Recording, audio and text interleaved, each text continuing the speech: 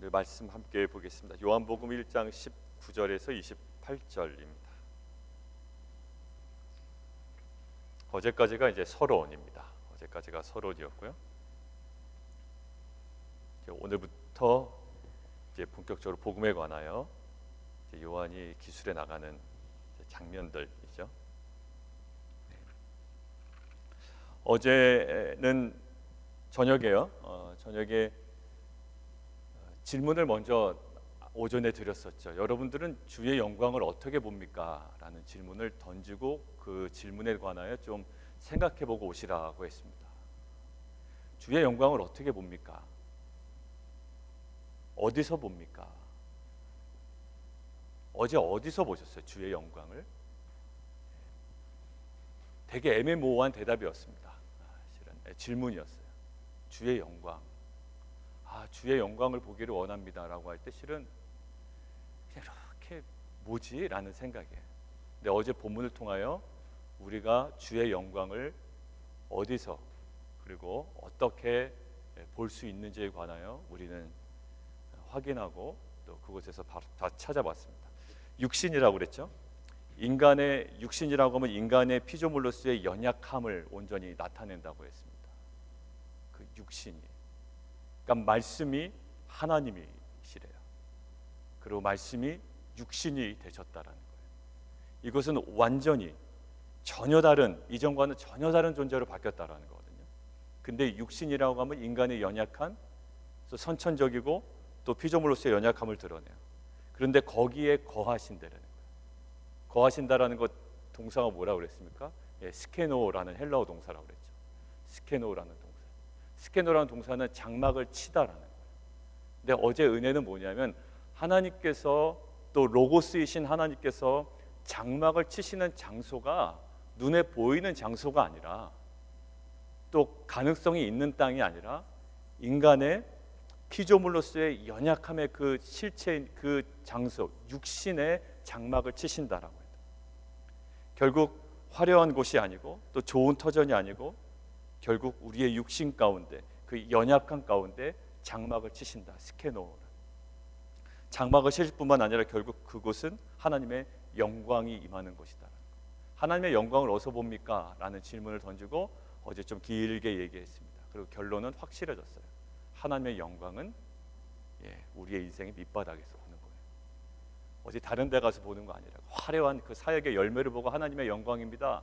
물론 그럴 수 있어요. 그러나 어제 우리에게 요한복음을 통해서 우리에게 주시는 것은 우리가 영광을 보기를 원하는 장소는요, 우리의 가장 밑바닥에 가장 연약하고 초라하고, 그런데 하나님의 은혜는 그곳에 장막을 치신다. 그리고 장막을 치실 뿐만 아니라 그곳에 하나님의 영광을 드러내신대요. 자, 그런 관점에서 이제 오늘 본문으로 넘어갑니다. 자, 오늘 침례 요한이 등장하죠. 그 침례 요한에게 유대인들이 찾아옵니다. 사람들을 보내요. 대제사장들과 레위인들을 보내서 질문을 합니다. 자, 질문을 뭐라고 하나요? 19절 이렇게 묻습니다. 내가 누구냐라는 질문이에요. 거기 좀 동그라미 치시겠습니까? 내가 누구냐라는 질문. 이 질문은 항상 우리가 많이 듣습니다. 예수님도 스스로에게 물으셨어요. 제자들에게. 너희는 나를 누구라고 하느냐. 왜냐하면 누구냐라는 이 정체성은 굉장히 중요하기 때문이에요. 여러분들이 누굽니까? 자녀들에게 물어보세요. 너는 누구냐라고 한번 물어보세요. 굉장히 어려운 질문이기도 하지만 꼭 답해야 하는 질문이에요. 그런데 유대인들은 전혀 다른 관심사에서 질문했겠지만 이 침례 요한은 이 질문에 대하여 자기는 분명한 의식을 갖고 있어야만 해요. 자, 그런데 바로 대답을 합니다. 바로 대답을 하는데 나는 그리스도가 아니다라고 해요. 기름 부음을 받은 이가 아니다라고 이야기합니다. 그 대답 속에 담겨있는 어떤 내용이 있는데 나는 그리스도가 아니다. 그러나 결국 그리스도는 오신다. 자, 두 번째 대답이 있죠. 질문이 있습니다. 네가 엘리야냐라고 질문을 해요. 근데 그거에 대한 대답을 아니다라고 합니다. 나는 아니다. 근데 엘리야라는 이 질문은 왜 가능했냐면 말라기서 우리가 4장 5절에 이렇게 나와 있죠. 크고 두려운 날이 이르기 전에 내가 선지자 엘리야를 너희에게 보내겠다라는 구약의 그 말라기의 예언 때문에 마지막 때에 이제 메시아가 올 때에 그 엘리야가 다시금 오겠구나라는 그 의식이 있었단 말이에요. 그래서 말라기서 4장 5절을 근거로 네가 엘리야냐라고 물어봐요. 그런데 아니라고 해요. 자, 일단 넘어갑니다. 그리고 네가 선지자냐라고 물어봅니다. 근데 대답할 때 아니다라고 이야기합니다. 자, 선지자라고 하는 건 여러분도 오늘 생명의 삶에 한번 보십시오. 거기 밑에 설명이 나와 있죠. 하나님이 이스라엘을 위해 일으키겠다고 모세에게 약속하신 너와 같은 선지자, 신명기에 나타나 있어요. 그 신명기에 나타난 그 너와 같은 선지자, 그래서 이 사람들의 사고방식 속에 모세와 같은, 하나님의 말씀을 대변할 모세와 같은 선지자에 대한 약속을 기억하고 있다고요. 그래서 이것에 근거하여, 신명기 말씀에 근거해 네가 선지자냐라고 질문을 합니다. 근데 거기에 대해서도 대답하지 않아요. 아니래요. 자, 말라기서 아까 4장 5절을 다시 한번 보기를 원하는데, 거기서 크고 두려운 날에 이르기 전에 내가 선지자 엘리야를 너에게 보내겠다라고 이야기하죠. 근데 거짓 선지자들은 이 말에 근거해서 본인이 엘리야인 것처럼 복장을 흉내내는 사람들이 많이 나타났어요.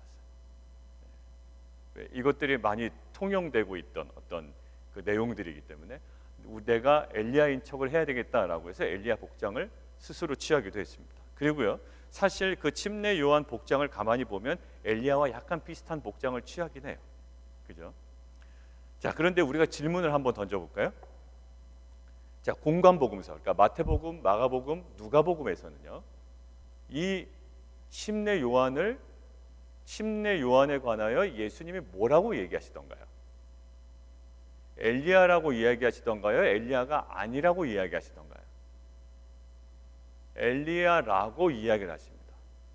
여러분들, 우리가 누가복음에 보면 이렇게 돼 있어요. 만일 너희가 즐겨받을진대 오리라 한 엘리야가 곧 이 사람이다 라고 누가 얘기했냐면 예수님이 얘기하셨어요. 오리라 했던 그 엘리야가 이 사람이래요. 그리고 누가복음 17장에 또 이렇게 나와 있는데요, 내가 너희에게 말하노니 엘리야가 이미 왔으되 사람들이 알지 못하고 임의로 대우하였다. 그 다음에 뭐라고 하냐면 인자도 이와 같이 고난을 받으리라 라고 이야기합니다. 그러면서 그제야 제자들이 예수의 말씀하신 것이 침례 요한인 것을 깨달았다라고 성경에 써 있어요. 자, 그러니까 예수님은 이 침례 요한을 누구로 보고 계신 거예요? 엘리야로 보고 계신 것이 아니라 엘리야다라고 이야기를 하신다. 근데 이 침례 요한은 자신에 관하여 너 엘리야냐? 라고 할 때 뭐라고 대답한다고요? 아니다라는 거예요. 겸손일까요? 아니면 몰랐을까요? 관심이 없었을까요? 성경에 나와 있진 않아요. 그런데 최소한 이 침례 요한은 자신이 엘리야인 것에 대한 여부에는 관심이 없었던 것처럼 보여요. 그런데 어디에는 관심이 있었냐? 이것이 중요해요.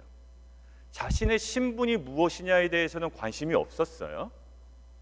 겸손이었는지 관심이 없었는지 무지였는지 모르겠습니다. 근데 아주 단언하건대 자신은 엘리야가 아니라고 해요.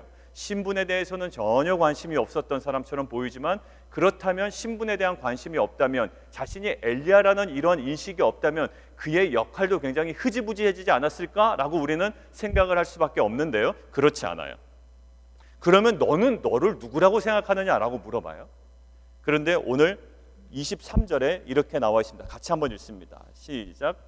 이르되 나는 선지자 이사야의 말과 같이 주의 길을 곧게 하라고 광야에서 외치는 자의 소리로라 하니라. 여러분들, 이 말씀이 어디에 있죠? 구약 이사야에서 40장 3절에 있습니다. 이사야의 40장 3절에서는 원래 이 문맥상 의미는 무엇을 염두에 두고 있을까요? 포로로 끌려간 이스라엘 민족이 포로로 귀환할 때 그들이 귀환하기 편하도록 길을 평탄하게 하라라는 어떤 그런 메시지예요. 그러나 이것은 거기에 그치지 아니하고 항상 구약의 메시지는 그 예수님의 메시지와 연관이 되어 있다라고 제가 이야기를 드렸죠.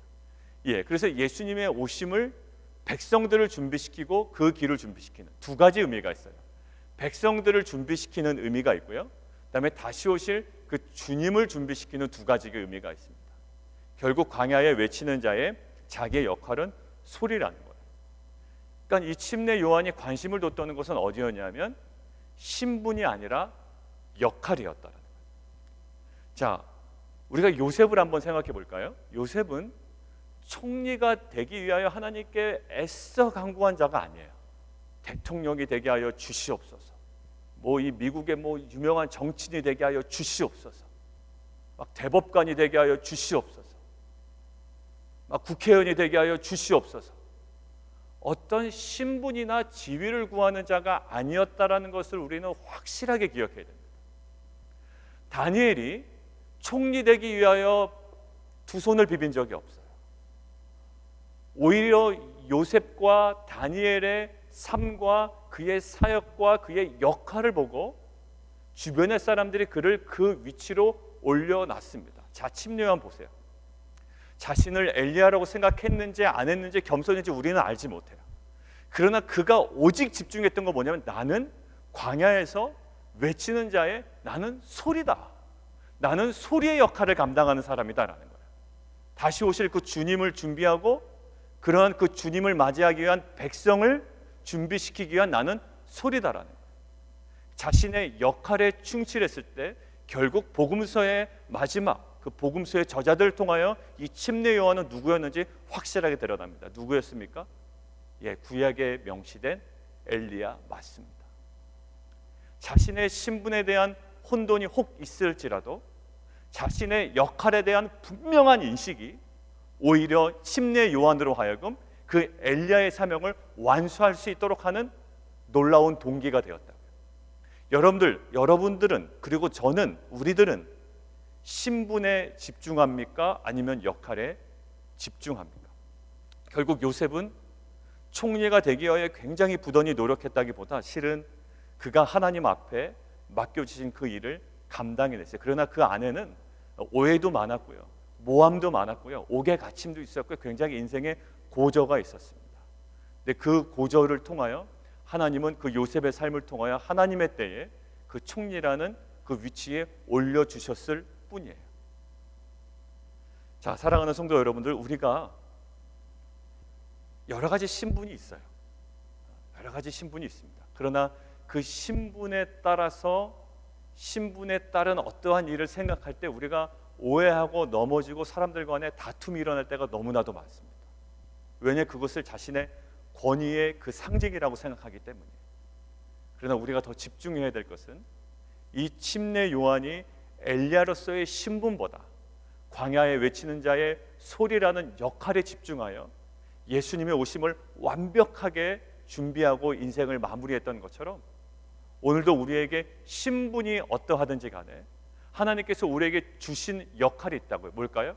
예수님의 다시 오심이에요. 이제는 예수님의 다시 오심, 재림을 준비하는 그 역할에 집중하여 우리의 어떤 그 신분이 아니라 주님의 다시 오심, 그 재림을 준비하는 온전한 공동체로 날마다 세움받는 귀한 은혜가 있기를 원합니다. 자, 그리고 두 번째는 또 물어봐요. 나는 소리다라고 하는데 뭔가 이렇게 탐탁지가 않은 거예요. 그래서 그 중에 아마 바리새인들이 이렇게 물어보는 것 같아요. 왜냐하면 바리새인들은 여러분들 제가 신구약 중간사 말씀드릴 때 그 바리새인들의 그 장점을 말씀드렸죠. 안티오쿠스 에피파네스 4세, 에피파네스 4세 안티오쿠스, 뭐 어떤 거든지 있었습니다. 성전을 막 지저분하게 만든다고요.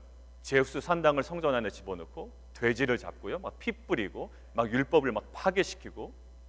그러니까 이거에 대한 막 반감이 이 이스라엘 민족 가운데 있다고, 유대 사람들에게 있다고요. 그러니까 건드리지 말아야 될 뇌관을 건드린 거죠. 다른 거는 참아. 왜냐하면 그 메시아에 대한 소망을 가지고 그냥 꾹 참고 있었거든요. 그런데 건드리지 말아야 될 거를 안티오쿠스 에피파네스 4세가 건드려 버리죠. 그러니까 거기서 반란이 일어나는 거죠. 그래서 마카비안 혁명이 벌어지지 않습니까? 그래서 그 싸움에서 이긴다고. 왜? 그걸 건드려 버리니까 이제 발끈한 거예요. 자, 그때 율법을 폐하고 막 성전을 더럽히고 하는 거에 대한 어떤 이 반작용으로 더 율법을 지키려는 모임이 있다고요. 더 율법 중심으로 가라고. 왜냐하면 이 안티오쿠스 에피파네스 4세가 율법을 완전히 망가뜨렸거든요. 그러니까 이 율법을 더 사수하려는 움직임이 있는데 그 사수하려는 움직임의 중심에 서 있는 그룹이 누구예요? 이 바리새인들이라고. 그러니까 율법에 굉장히 신경을 많이 쓰고요, 그래서 이제 율법주의자들 뭐 이런 나쁜 인상은 있지만 실은 좋은 동기에서 시작이 된 거예요. 자, 그런데 이들이 물어보는 거예요. 뭐냐면 가만히 보니까 이 침례 요한이 자꾸 뭘 줘요? 자꾸 침례를 준다고요. 자, 그 당시에 그러면 이 침례에 관한 사람들의 인식이 어떠했는가라는 거예요. 첫 번째는 이거예요. 모든 유대교는 아니지만 일부 유대인 중에 유대교로 개종했을 때에 그 개종의 어떠한 표식으로 침례, 세례를 줍니다. 근데 그때는 다른 게 하나 있어요. 누군가가 주는 게 아니고요, 스스로 주는 거예요. 스스로 주는 거예요. 자, 그런 형식이 있었어요. 그러니까 침례라는 것들이, 침례가 있었나? 예, 있었어요. 예, 유대교로 나는 개종했습니다라고 개종에 대한 선언으로 세례를 주는데 자기가 스스로 해요. 자, 그리고요, 또 하나가 있는데 쿰난 공동체라고 들어보셨죠? 쿰난 공동체에 이 종말의 의인들이라고 생각했다고, 자신들을. 종말의 의인들. 그래서 이 종말의 의인들이라는 어떠한 그 의식을 가지고 매일매일 세례를 줍니다. 예, 구약의 어떤 본문을 인용을 해서 세례를 주는데 이 세례를 주는 것도 동일하게 누가 줘요? 예, 스스로 줍니다. 스스로 줘요. 자, 그런데 스스로 주는데 가만히 보니까 그런 분위기 많이 봤거든요. 뭔가 세례를 주고 침례를 주고 뭐 이러는 거를 계속 많이 봤는데 이 바리새인 사람들이 보니까 침례 요한은 어떻게 줍니까? 자기가 누구 사람들한테 계속 주더란 말이에요. 이상하죠? 네, 그러니까 물어보는 거예요. 너 침례, 너 엘리야도 아니라며, 그리스도도 아니라며, 선지자도 아니라며. 그리고 28절에 그러는 거예요. 어떻게 네가 세례, 침례를 베푸느냐? 너 침례의 권위가 어디서 나오느냐라고 하는 거예요. 자, 그러면서 요한이 내 침례의 권위는 여기서 나온다라고 이야기하지 않아요. 대답이 뭐죠? 26절 대답이 있습니다. 한번 읽어보실까요? 시작. 요한이 대답하되 나는 물로 침례를 베풀거니와 너희 가운데 너희가 알지 못하는 한 사람이 섰으니, 계속이요, 곧 내 뒤에 오시는 그이라. 나는 그의 신발끈을 풀기도 감당하지 못하겠노라 하더라. 예, 나는 물로 침례를 베풀지만 너희 가운데 너희가 알지 못하는 한 사람이 섰으니 곧 내 뒤에 오시는 그가 있대요. 자, 그리고 나서 뭐라고 얘기하죠? 그는 뭘로 베푼다? 예, 성령으로 세례를 베푼다. 성령으로 침례를 베풀 거다라고 얘기하죠. 자, 여기서 이제 묵상하는 포인트예요. 자신은 물 세례를, 물 침례를 줍니다. 근데 이것들이 어디서 권위가 났느냐라고 물어봐요. 근데 이 물 침례에 대한 이 모든 행위가 사람들이 주목하잖아요. 근데 이 사람들이 주목하는 것들을 어디로 살짝 돌릴까요? 예, 내 뒤에 오시는 이 그 그리스도가 주시는 그 성령 침례, 성령 세례에 관하여 그쪽으로 토스해 버린다. 결국 사역의 결론을 누구에게 끝맺는다? 예, 자신에게 끝맺지 않아요. 자신이 열심히 감당해야 되는 일입니다. 최선을 다해야 되는 일이에요. 자신밖에 할 수 없는 일 맞아요. 그런데 그 일조차도 마지막 결론을 누구에게 돌리고 있어요? 예, 이게 다가 아니야. 이게 권위가 있느냐 없느냐, 누구의 권위냐라고 물어보는데 나는 이거 물레 침례를 줄 뿐이야. 그런데 결국 더 중요한 사건이 있을 건데 뭐라고요? 예, 그리스도께서 오셔서 너희에게 정말로 성령으로 세례를 주실 거야. 성령으로 침례를 주실 거야. 자기에게 사역의 마침표를 찍질 않아요. 예수님을 향하여 눈을 돌리게끔 한다고요. 자, 결국 이겁니다. 우리가 이제 적용, 최선을 다해서 우리가 사역을 해요. 침례 요한은요, 최선을 다해 사람들을 준비시키고 또 주님께서 오심을 준비했던 자예요. 그런데 이 모든 사역의 결론을 다시 오실 주님, 그리고 그분이 주실 그 성령의 침례에 사람들의 관심과 또 기대를 갖게끔 자신의 사역을 마무리 지고 있어요.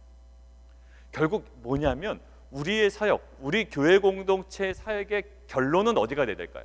침례 요한의 사역의 결론은 뭐였습니까? 예수님의 사역을 기대하게끔 만드는 거예요. 그 본질을 바라보게끔 하는 거예요. 빛과 소금 교회 사역의 본질이 뭐가 될까요? 야, 그 목사 참 사역 잘하더라. 그 평신도 사역자들 참 사역 잘 감당하더라라는 것이 아니라 그 사역과 그 모든 열매는 어디로 향해야 되냐면 본질이신 예수 그리스도의 복음의 풍성함으로 그들의 시선이 다가가야 되고, 그리고 우리가 이 현세적인 어떤 열매에 막 만족해서 흥분하기보다 다시 오실 주님에 대한 기대와 그거에 대한 소망으로 모든 사람들의 마음이 가게끔 하는 것이 우리의 사역의 결론이 돼야 돼요. 이 땅에서의 결론. 결국 우리가 걸어가야 되는 십자가는요, 결국 예수 그리스도의 부활과 결국은 예수 그리스도의 다시 오심을 기대하게끔 만드는 거예요. 그러니까 우리가 복음을 잘 전했는데 결국 그 사람들의 마음이 어디에 머물러 있으면, 이 땅 가운데 머물러 있으면 우리는 그 사역을 실패했다라고 이야기를 해야 되는 거예요. 복음 열심히 전했습니다. 야, 우리 교회 와라, 우리 교회 오면 좋다라고 얘기했는데 그들의 시선이 어디에 머물러 있어요? 야, 이 교회 오니까 사업도 잘 되는구나, 이 교회 오니까 이 땅에서 그냥 떵떵거리고 살아가는구나, 이 땅에서의 삶으로 딱 걸쳐져 있으면 우리는 침례 요한이 감당했던 사역에 실패했던 사역. 여러분들, 제가 설교를 만약에 했는데 여러분들 마음속에 정말로 다시 오실 주님에 대한 막 소망이 막 생기고요, 이 땅 가운데 좀 힘들어도 하나님께서 주실 그 산소망에 대한 그 소망으로 막 내 가슴이 뛰고 이러면 저는 침례 요한의 사역을 잘 감당한 거예요. 그래서 제가 설교했는데, 그래, 우리가 요번 새벽 기도만 잘 나오면 사업도 성공하고 모두 잘 되고 이 땅에서 내가 어렵지 않게 살아갈 수 있을 거야 라는 것에서만 우리가 이 테두리가 딱 범주에 멈춰버린다면 이것은 침례 요한이 감당했던 사역에 어떻게 보면 출발선도 서지 못하는, 오히려 하나님께서 이 침례 요한에게 주신 사역을 침례 요한은 감당했지만 우리는 감당하지 못하는. 자, 묵상하는데 이거예요. 뭘 준비했다고요?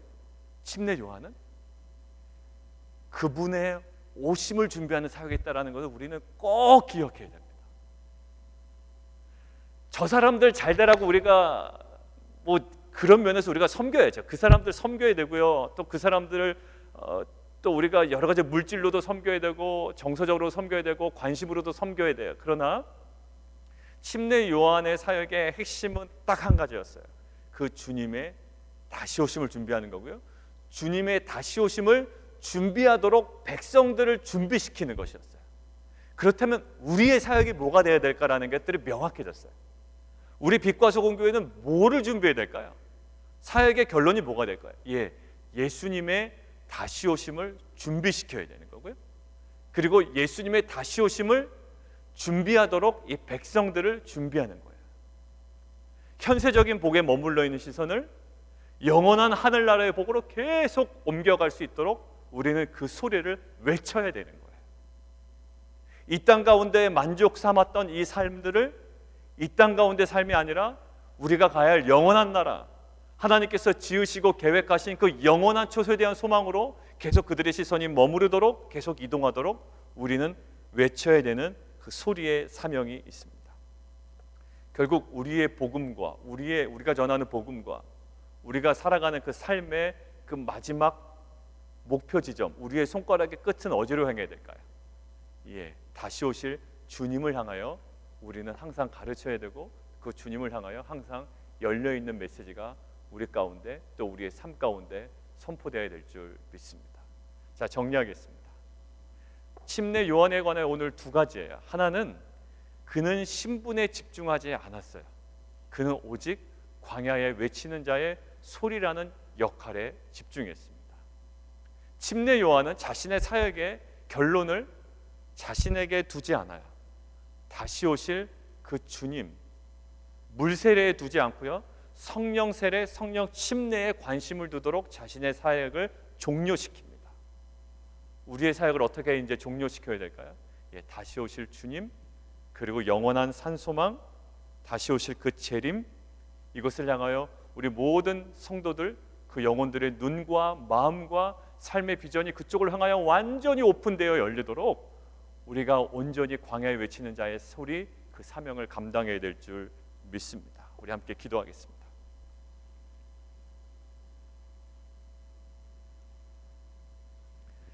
자, 우리 함께 기도하기를 원하는데, 하나님, 우리에게 중요한 것이 신분입니까? 아니면 역할입니까? 물론 저희 공동체 신분을 주장하신 분들은 없겠죠.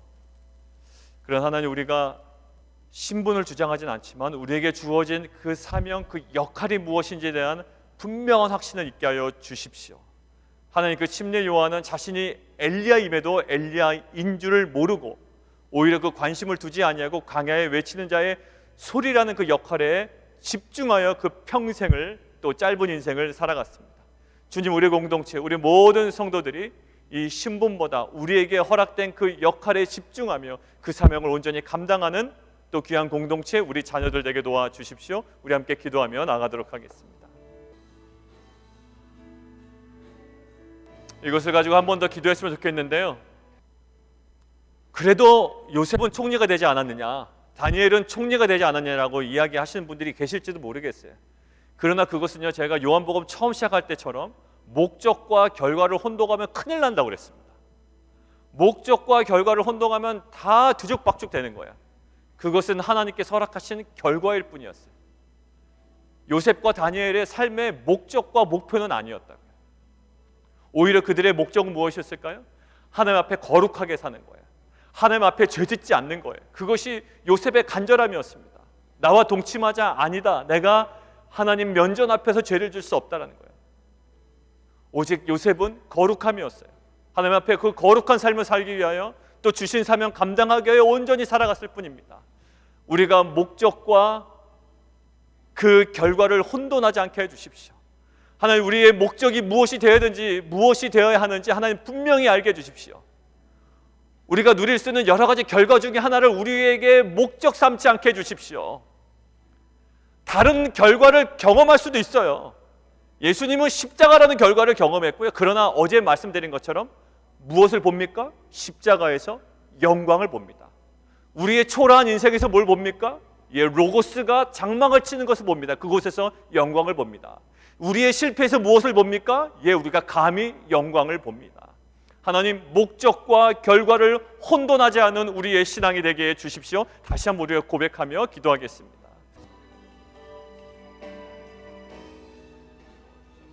자, 그래서 분명해졌습니다. 우리가 한 가지 또 계속 이어서 기도하죠. 분명해졌어요. 왜냐하면 자녀들 향하여 여러분들 무엇을 요구하시겠어요? 너 삶의 목적은 의사가 돼야 된다? 뭐 정치인이 돼야 된다? 뭐 박사학위를 받아야 된다? 이것이 목적이 돼야 되겠습니까? 아니요.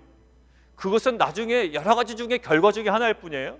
그리고 우리에게 자녀에게 요구하는 너희의 삶의 목적이 뭐가 되느냐는 건 뭘까요? 하나님과의 관계, 우리가 그렇게 얘기하는 거예요. 너 하나님과의 관계가 그 중요하다. 하나님과의 사귐이 중요하다. 그것이 너의 삶의 목적이 되어야 된다. 하나님을 떠나면 안 된다. 그것이 삶의 중심이 되어야 된다라는 것이에요. 그러다 보면 하나님께서 그에게 합당한 결과를 그의 자녀들에게 주실 줄 믿습니다. 하나님, 우리 자녀들에게도 목적과 결과를 분명하게 가르치고 그에 합당한 우리의 말씀에 대한 양육이 우리 가정 가운데 있게 하여 주십시오. 심내 요한은요, 그에 합당한 부모들이 있었던 거예요. 그리고 태중에서부터 성령 충만했던 하나님의 은혜가 있었던 겁니다. 하나님, 우리 자녀들도 하나님 그러한 은혜를 덧입는 귀한 세대들로 자라나게 하여 주십시오. 우리 함께 기도하겠습니다. 우리가 한 가지 또 기도합니다. 오늘 결국 침례 요한은 자신의 물세례에 집중하지 않도록 했어요. 그것이 끝이 아니기 때문이에요. 결국 뒤에 올 그 그리스도께서 주실 성령 세례에 집중하도록 그의 사역을 마무리합니다. 우리의 사역의 마무리가 어떻게 되어야 될까요? 이 땅에서의 모든 복을 누리는 것들로 사람들이 기뻐하고 흥분하도록 만들어야 될까요? 아니요. 우리의 사역의 열매는 그들이 예수님의 다시 오심을 바라보게 하는 거예요. 그 하늘에서 주어질 그 산소망을 붙잡게 하는 겁니다. 하나님, 우리의 사역에 어떠한 과정과 또 어떠한 결론이 나야 되는지 하나님 우리를 하여금 알게 하시고, 하나님 그러한 비전이 또 그런 소망이 우리의 사역 가운데 2020년 사역 가운데 분명히 드러나게 해주십시오. 함께 기도하겠습니다. 우리 함께 또 마지막으로 함께 기도하죠.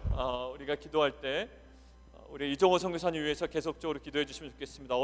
어젠가요? 오늘 새벽에 문자가 왔는데 2차 항암이 시작되셨다고 합니다. 항암 치료에서 기도해 주시고, 그다음에 김자영 원사님 계속 건강이 또 이렇게 좀 좋고 나쁨이 있고요. 또 이것 때문에 또 여러 가지 또 마음이 상심될 때도 있고 이러십니다. 김자영 원사님 위해서 기도해 주시고, 또 김채수 원사님은 계속 연말부터 계속 기침으로 계속 고생하고 계십니다. 뭐 여러 가지 약을 드셔도 이렇게 회복되는 듯 하다가도 또 계속 기침이 회복이 안 되고 계신데, 하나님 그 모든 병의 근원을 주님 치유해 주시고 주님 깨끗하게 주님 회복시켜 주시옵소서. 강건케 하여 주옵소서. 함께 기도하겠습니다.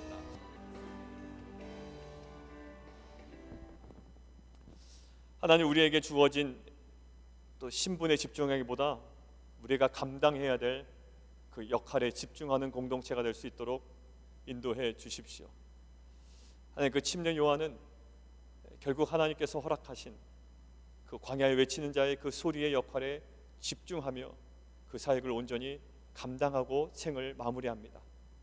오히려 멈춰진 듯한, 오히려 짧은 인생인 듯하게 보이지만 결국 그의 인생 속에 사람들로 하여금 다시 오실 주님을 바라보게 했고, 물침례보다 성령 침례에 더욱더 집중하게 하는 그 사역의 아름다운 결론이 있었습니다.